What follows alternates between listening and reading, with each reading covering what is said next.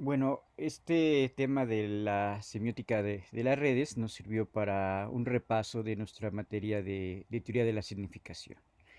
Entonces, en primer punto sería que la teoría de la significación tiene que ver con la cultura.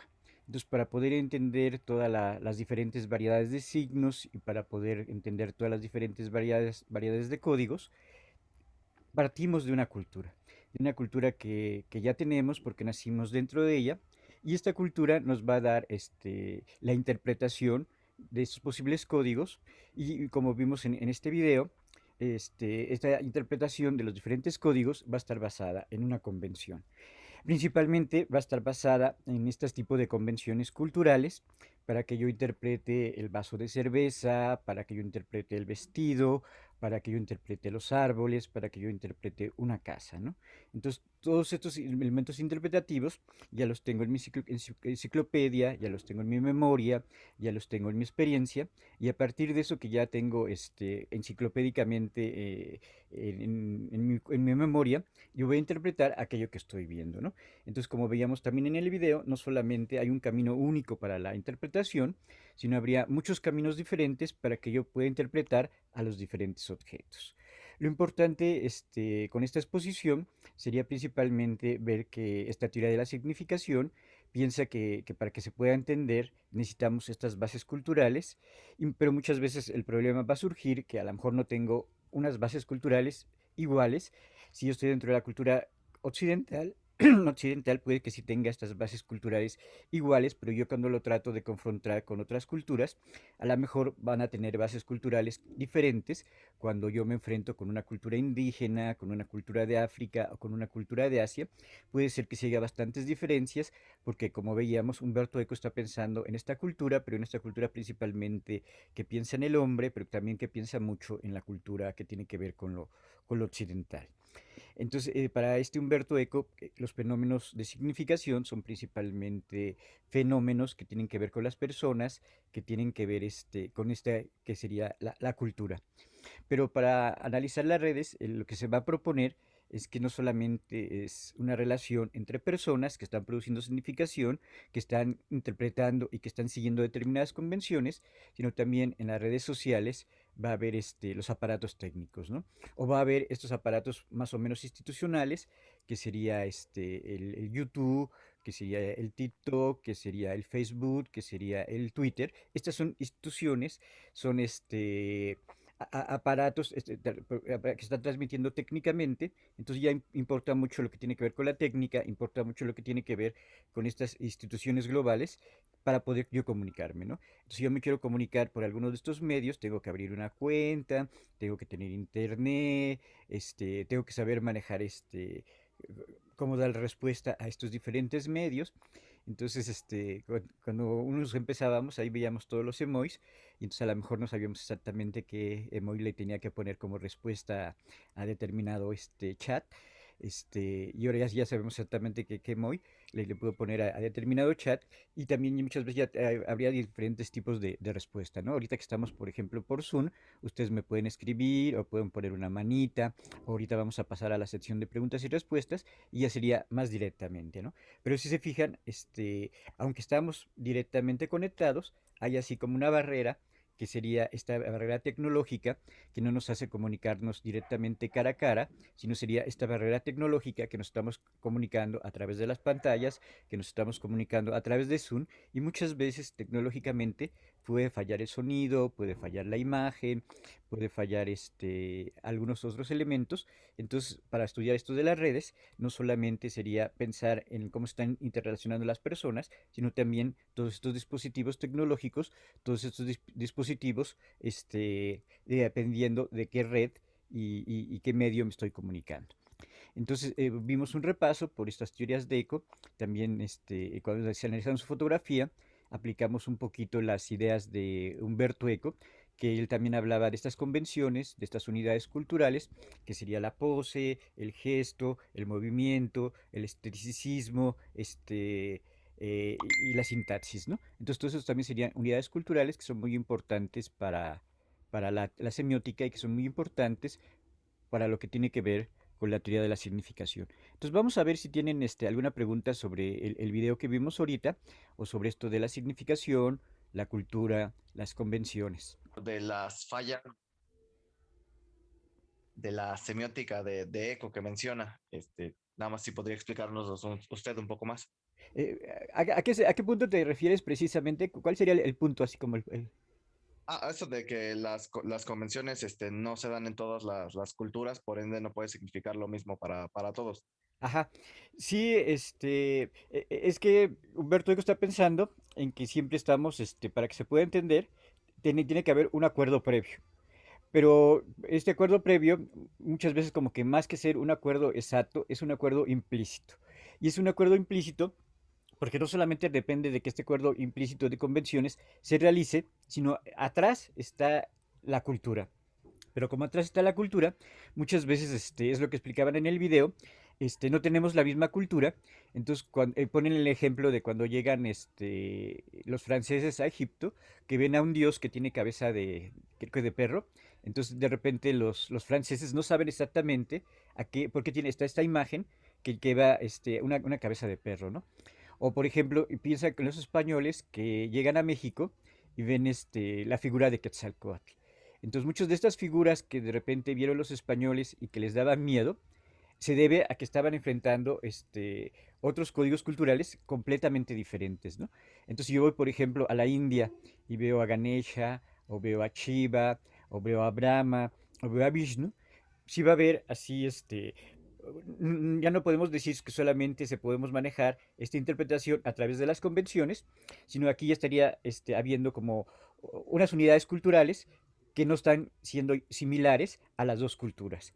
Entonces, unidades similares que no están siendo iguales a las dos culturas es lo que ocurría, por ejemplo, cuando se estaba diciendo que los españoles llegan a México y ven representaciones de la Coyolxauhqui o ven representaciones de Quetzalcóatl y no entienden. O nosotros vamos a ver una representación de África y vemos una cabeza y no entendemos por qué es esta cabeza, ¿no? Entonces, muchas veces la semiótica de la significación se puede explicar por estas convenciones, pero otras veces no se podría explicar porque las unidades culturales serían completamente diferentes. Entonces, cuando las unidades son completamente diferentes, no se pueden explicar así siguiendo siendo que solamente se puede explicar por estas convenciones, porque eso que va a funcionar para la cultura española, que serían todos los santos, viene alguien de afuera y no lo va a entender. Entonces yo, por ejemplo, no sé nada de vudú, y entonces yo empiezo a ver los santos de los vudús y pues no voy a entender nada porque no sé quiénes son los santos y qué significan estos santos haitianos, otros santos del vudú. Entonces, siempre esta significación se va a producir por esta convención, pero a veces estas unidades culturales pueden ser bien diferentes. Y también el ejemplo que ponían es que, por ejemplo, yo voy al Polo Norte y veo la nieve. Y voy a decir, pues esta es nieve, nieve, nieve, nieve, ¿no? Pero alguien que vive en la nieve va a decir, no, esta es una nieve dura, esta es una nieve más blanda, esta es una nieve que se derrite, esta es una nieve, no sé, que solamente cae cuando hace más frío. Entonces él va a distinguir como 9 tipos de nieve, ¿no? Y también, por ejemplo, si alguien está mucho en la selva, entonces va a oír muchos ruidos y yo voy a ir a la selva y digo, ah, pues están los pájaros. Pero a lo mejor alguien que vive en la selva va a poder distinguir en estos cantos de los pájaros, va a poder distinguir 10 pájaros diferentes y yo no voy a tener ni idea en quiénes son estos 10 pájaros diferentes porque no estoy en esa cultura. Yo solamente veo un sonido de pájaros, pero no puedo distinguir entre todos esos pájaros que existen en la selva, ¿no? Entonces, la significación siempre va a funcionar por estas convenciones, pero también habría que agregar estas unidades culturales que hacen que interpretemos de manera diferente, ¿no? Creo que era así como muy evidente la última fotografía que estaban viendo el fútbol. Entonces, como que la primera imagen de quien estaba viendo el fútbol era un personaje argentino, ¿no? En este caso podríamos decir que quien está viendo el fútbol es un mexicano. En la otra era así como un europeo que estaba viendo el fútbol y en la otra era así como una persona más negrita que estaba viendo el fútbol, ¿no?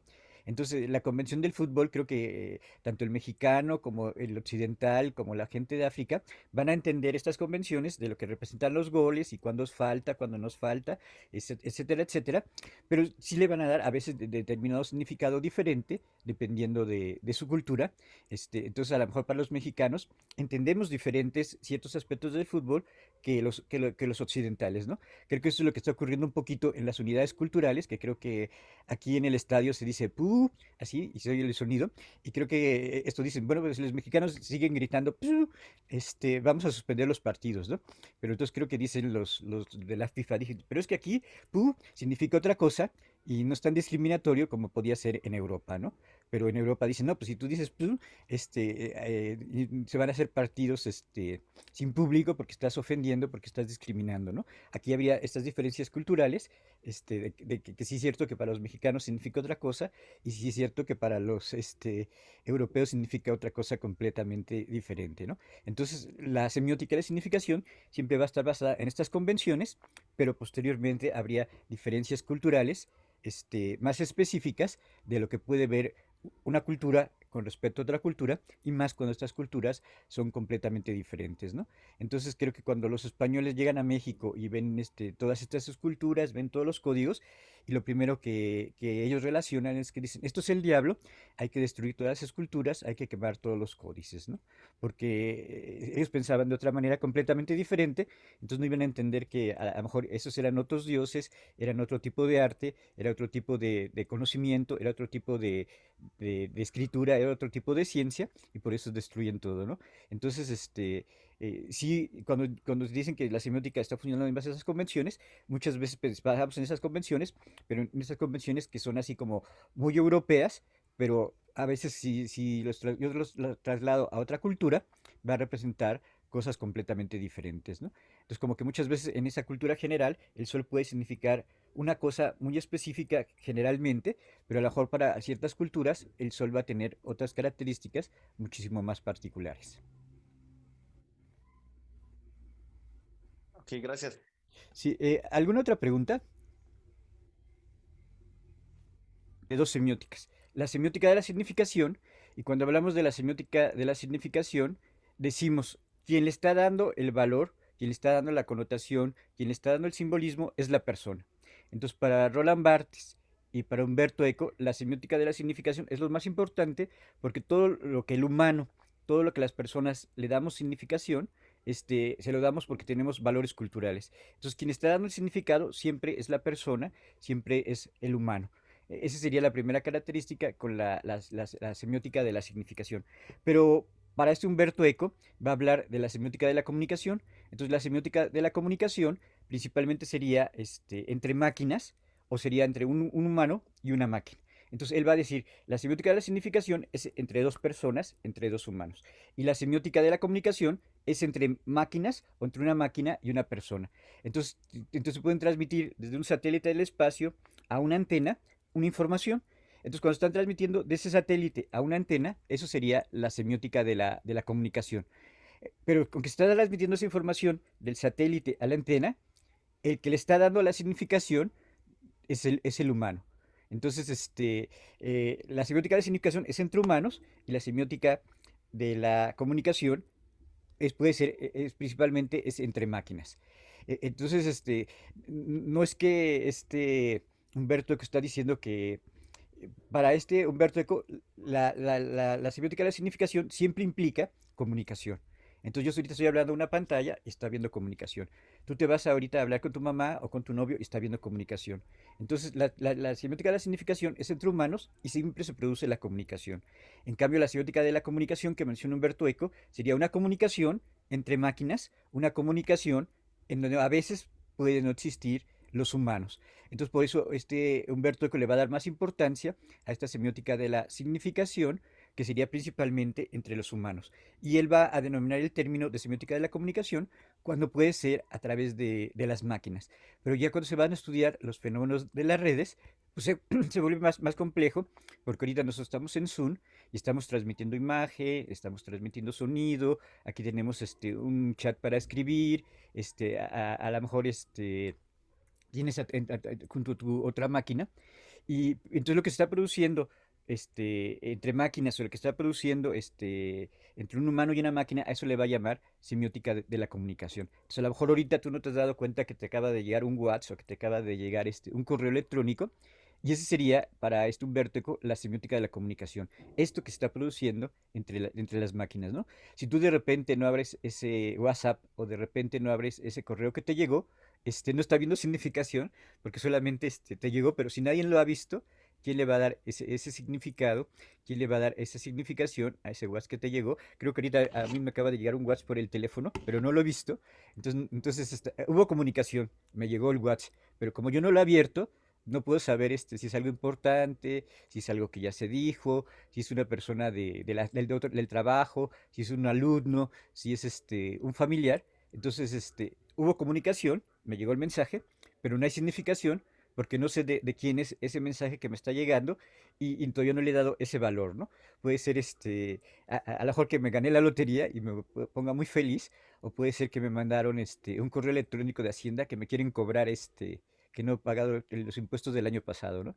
Entonces, hubo comunicación, llegó el mensaje, pero no, todavía no hay significación porque no he abierto el mensaje y no sé lo que me quiere decir ese mensaje. Entonces, Humberto Eco va a decir que la teoría de la comunicación, la semiótica de la comunicación es entre máquinas. Gracias, profe.